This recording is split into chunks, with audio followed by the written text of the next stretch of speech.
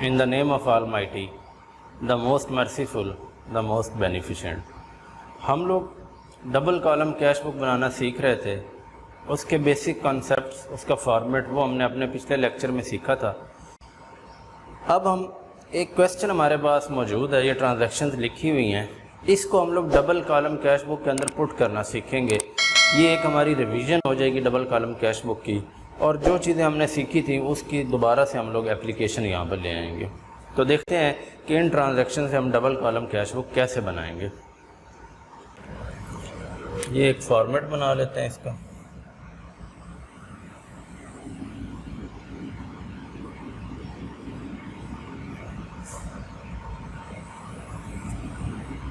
ये हमारा T account बन गया।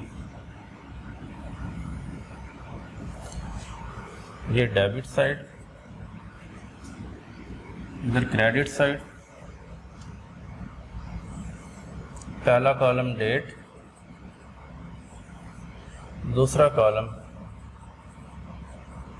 रसीट्स वसूलियाँ, तीसरा कॉलम वाउचर नंबर, चौथा कॉलम जर्नल फोलियो, पांचवा कॉलम कैश और फिर बैंक। सेम इसी तरीके से यहाँ डेट,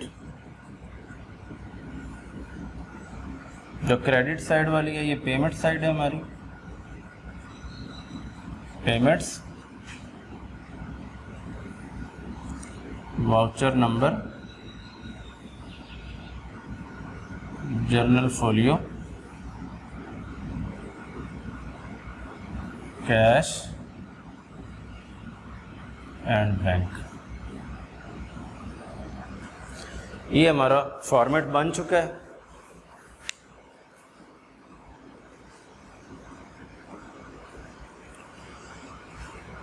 ये हमारा फॉर्मेट बन चुका है। अब हम इसकी मदद से इन ट्रांजैक्शंस को इसके अंदर पुट करेंगे।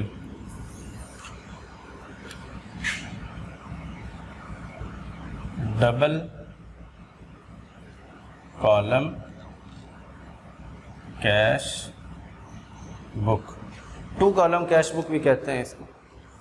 सबसे पहले हमारे पास 2023 1 फरवरी को कैश बैलेंस 50,000 है और बैंक का बैलेंस ओवरड्राफ्ट दिया गया। जो ओवरड्राफ्ट बैलेंस होता है ये हमारा कौन सा बैलेंस होता है?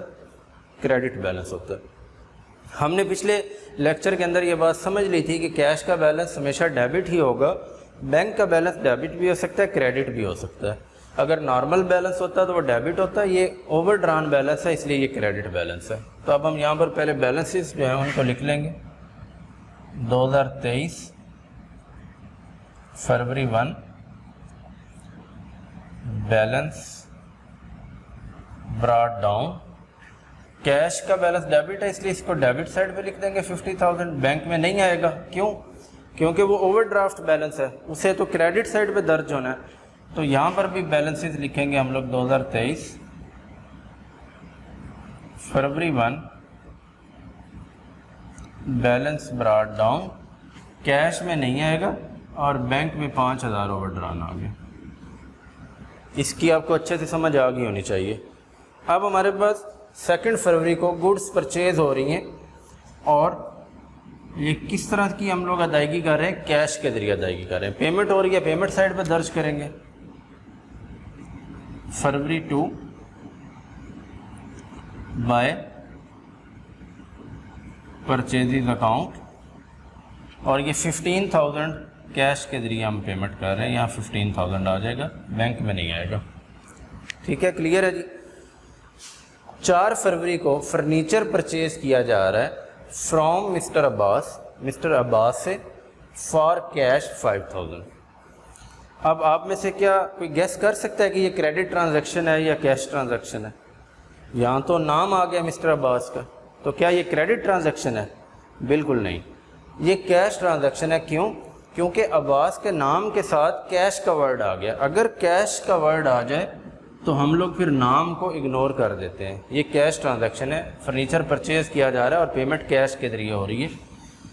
फेब 4 को Feb 4 bye furniture account 5000। Clear है जी। 5 फरवरी को गुड्स सोल्ड की गई हैं मिस्टर अली को फॉर 10,000। मिस्टर अली को चीज़ें बेची गई 10,000 की। ये नहीं बताया गया कि ये पैसों की बेची हैं या इसके बदले में क्या कोई चीज़ मिली है। तो ये कौन सी ट्रांजैक्शन होगी? नाम आ गया, बताया नहीं गया कि ये कैश ट्रांजैक्शन है, तो इसका मतलब है ये क्रेडिट ट्रांजैक्शन है। क्या क्रेडिट ट्रांजैक्शंस का इंदराज कैश बुक में होता है? बिल्कुल नहीं होता। तो इस ट्रांजैक्शन को हम अपनी कैश बुक में दर्ज नहीं करेंगे। आगे चलते हैं। 7 फरवरी को received cheque from mister Ali 10,000, यानी जो हमने 5 तारीख को मिस्टर अली को 10,000 की चीज़ें बेची हैं, 7 तारीख को उसने हमें एक चेक दे दिया है। कितने का? 10,000 का। 10,000 का चेक मिल गया, लेकिन आगे इन्फॉर्मेशन नहीं दी गई कि क्या ये बैंक में डिपॉजिट हुआ है या नहीं हुआ। तो याद करें, पिछले लेक्चर के अंदर मैंने आपको बताया था कि अगर चेक वसूल होने के बारे में बताया जाए, डिपॉजिट होने के बारे में ना बताया गया हो, तो हम क्या करते हैं, हम अपने क्वेश्चन की बाकी ट्रांजैक्शन को एक दफ़ा रीड करेंगे कि क्या इस चेक का कहीं जिक्र है कि ये कहीं कब डिपॉजिट हुआ है। तो देखिए ज़रा, ये कैश डिपॉजिट हो रहा है, ये रेंट पे हो रहा है, ये रिसीव चेक हो रहा है, deposited into bank the check received from mister Ali on Feb 7। जो 7 फरवरी को चेक वसूल हुआ वो 15 फरवरी को बैंक में डिपॉजिट हो रहा है। तो इसका मतलब है कि इस चेक को हमने 15 फरवरी को डिपॉजिट करवाया, हम डिपॉजिट करवाना भूल गए होंगे, हमारी कोई मसरूफियत होगी। अब हम इसका इंदराज अभी नहीं करेंगे, जब 15 तारीख आएगी तब हम इसको बैंक में डिपॉजिट करवाएंगे। Got it? ये पॉइंट याद रखना है आपने। आगे चलते हैं। Feb 8 cash deposited into bank account ₹10,000। पैसे बैंक में जमा हो रहे हैं। जब पैसे बैंक में जमा हो रहे हैं तो हम इसकी एंट्री क्या करते हैं, बैंक में पैसे आ रहे हैं, बैंक अकाउंट डेबिट हो जाता है,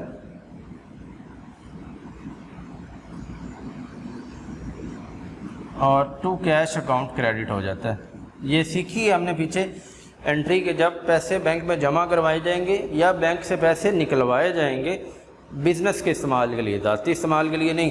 तो इन दोनों सूरतों में ये कॉन्ट्रा एंट्री बनेगी। कॉन्ट्रा एंट्री वो होती है जिसका इंदराज कैश बुक की दोनों साइड्स पर होता है। तो इसमें हमारा बैंक डेबिट हो रहा है Feb 8। बैंक की डेबिट साइड पे इसको लिखा जाएगा 10,000 और इधर आ जाएगा टू कैश अकाउंट, और यहाँ हम लोग Contra entry Feb 8 cash credit हो रहा है, तो क्रेडिट साइड पे कैश के कॉलम में 10,000 आ जाएगा, कॉन्ट्रा के लिए C by bank. Got it? Contra entry हमने कैसे की, बैंक डेबिट हो रहा था तो डेबिट साइड पे बैंक के कॉलम में, कैश क्रेडिट हो रहा था तो क्रेडिट साइड पे कैश के कॉलम में आ गया। आगे चलते हैं जी। 10 फरवरी को रेंट पे किया गया, ये नहीं बताया गया कि पैसे दिए या चेक दिया है, तो ये अंडरस्टूड क्या होगा, ये नकद पेमेंट हो रही है, कैश के जरिए पेमेंट हो रही है। तो Feb 10 बाय रेंट अकाउंट और अमाउंट है 2,000।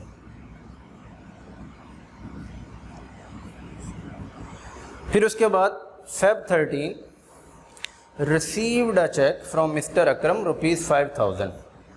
अब ये मिस्टर अकरम से पीछे कोई लेन देन होगा, फरवरी से पहले भी तो हमारा बिजनेस चल रहा था, उससे एक चेक मिला है 5,000 का, सेम वैसी केस आ गया जैसे यहाँ चेक मिला था।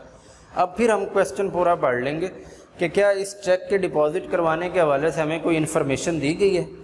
ये तो अली वाला चेक डिपॉजिट हुआ है, ये पैसे निकलवाए जा रहे हैं, ये सैलरी पे की जा रही है, ये चीज़ें बेची जा रही हैं, तो इसके बारे में हमें और कुछ नहीं बताया गया कि ये कब डिपॉजिट हुआ है।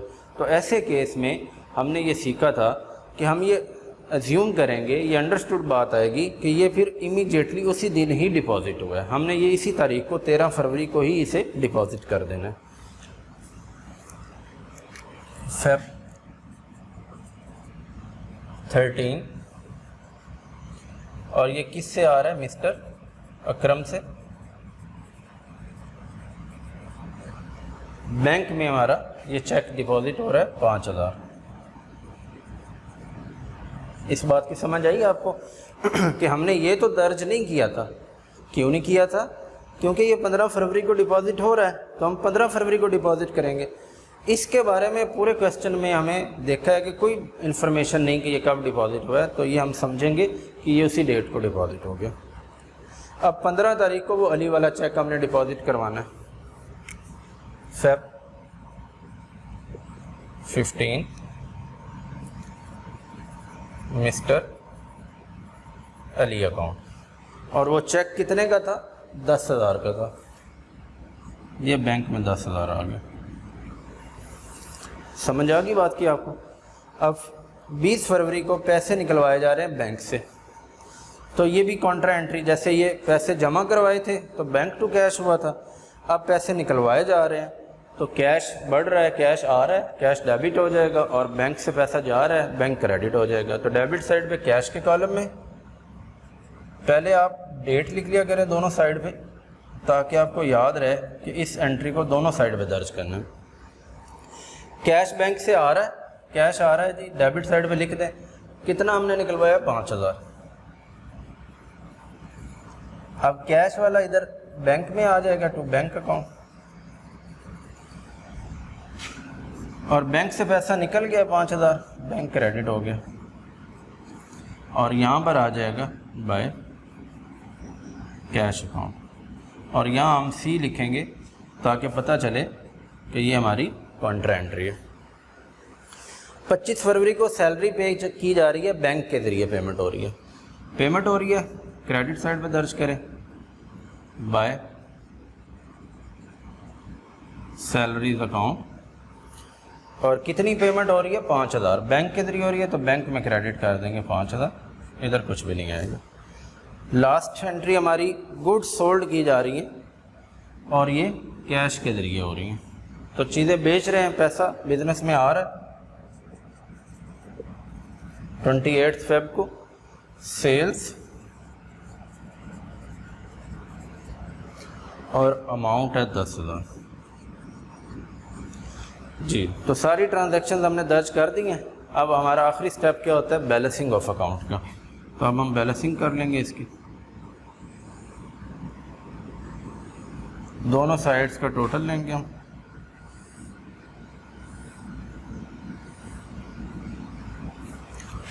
और ये आखिरी तारीख को हम बैलेंसिंग कर रहे होते हैं, लास्ट डेट को।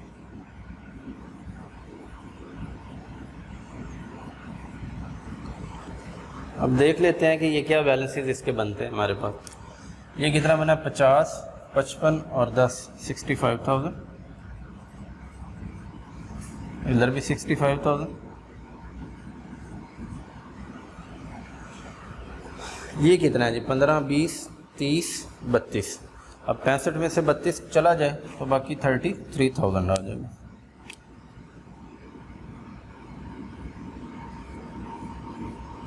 चलिए इधर आ जाते हैं। ये कितना है? 10 और 10 20 और 5 25, 25, 5 5 10 और 5 15। 25 में से ये 15 चले गए, बाकी 10,000। ये अब देखें, पहले जब हमने क्वेश्चन स्टार्ट किया था at the start of month, इसका बैलेंस ओवरड्रान था, क्रेडिट बैलेंस था, लेकिन अब हमारी डेबिट साइड इसकी बड़ी थी, तो हमारा ये वाला जो बैलेंस आया ये अब हमारा डेबिट बैलेंस आया। तो जब हम मार्च में आगे इसको शिफ्ट करेंगे,